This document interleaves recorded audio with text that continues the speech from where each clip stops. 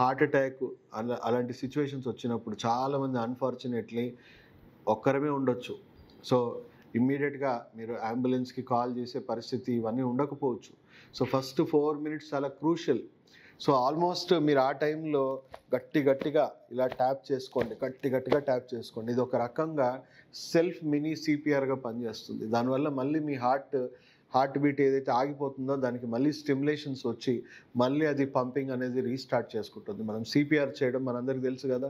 So ఆ టైంలో మనకి ఇది సెల్ఫ్ సిపిఆర్గా పనిచేస్తుంది. రెగ్యులర్గా చేయడం వల్ల ఫస్ట్ ఆఫ్ ఆల్ అలాంటి సిచ్యువేషన్స్ రాకుండా మనం కాపాడుకోవచ్చు. అలాంటి సిచ్యువేషన్ అనుకోకుండా అన్ఫార్చునేట్గా వచ్చింది అనుకోండి, మనకి ఇది ఒక మినీ సెల్ఫ్ సిపిఆర్. ఎందుకంటే ఇంకొకరు మనకు అవైలబిలిటీ లేనప్పుడు మనమే. ఇప్పుడు నాకు కొంతమంది పేషెంట్స్ నా పాత వీడియోస్ చాలా వైరల్గా మారాయి హార్ట్కి సంబంధించినవి.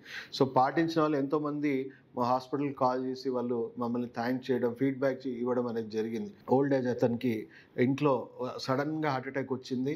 సో ఇంట్లో ఎవరు లేరు. సో ఆయన ఇలా సెల్ఫ్గా ట్యాపింగ్ చేసుకోవడం వల్ల ఆయన మళ్ళీ కంప్లీట్గా నార్మల్కి వచ్చాడు. మళ్ళీ ఇమీడియట్గా హాస్పిటల్ ఆయన కొద్ది కోలుకోగానే హాస్పిటల్ పోయి చూయించుకుంటే ఆయనకు స్ట్రోక్ వచ్చినట్టుగా వచ్చింది. కానీ ఆ స్ట్రోక్ వల్ల ఆయన మళ్ళీ హాస్పిటలైజేషన్ అవ్వాల్సిన అవసరం కూడా లేకుండింది. మళ్ళీ నార్మల్గా ఇంటికి రావడం జరిగింది. అండ్ మళ్ళీ ఆయన హ్యాబిట్స్, లైఫ్ స్టైల్ అన్నీ కరెక్ట్ చేసుకొని మళ్ళీ నార్మల్ హెల్త్ రిస్టోర్ అయ్యారు. ఇంకొక అతనికి కూడా పాపం డ్రైవింగ్ చేస్తూ వచ్చింది. సో హాస్పిటల్కి ఆయనే డ్రైవ్ చేసుకుంటూ వెళ్తూ ట్యాప్ చేసుకుంటూ వెళ్ళాను సార్. అండ్ హాస్పిటల్ వెళ్ళే లోపే నాకు మళ్ళీ హార్ట్ రేట్ అనేది కంప్లీట్గా నార్మల్ అయిపోయింది. సో నాకు కూడా స్ట్రోక్ వచ్చిందని కన్ఫర్మ్ అయింది. బట్ దానివల్ల నన్ను నేను సేవ్ చేసుకోగలిగాను. సో ఒక రకంగా ఇది కూడా ఎమర్జెన్సీ కేర్లో కూడా మనకి ఇది కొంతవరకు సెల్ఫ్గా మనం కాపాడుకోవడానికి కూడా ఈ నాలెడ్జ్ మనకు చాలా ఉపయోగపడుతుంది. హార్ట్ అటాక్ ప్రపంచంలో number 1 disease. And 80% heart attacks మగవాళ్ళకి వస్తుంది. సో మగవాళ్ళు మీ ఫిజికల్ హెల్త్, మెంటల్ హెల్త్ మీద డెఫినెట్లీ మీరు శ్రద్ధ పెట్టాల్సిన అవసరం ఉంది. సో వరల్డ్ వైడ్ ఇది నంబర్ 1 డిసీజ్గా ఎందుకు ఉందంటే మన అజాగ్రత్త వల్లనే.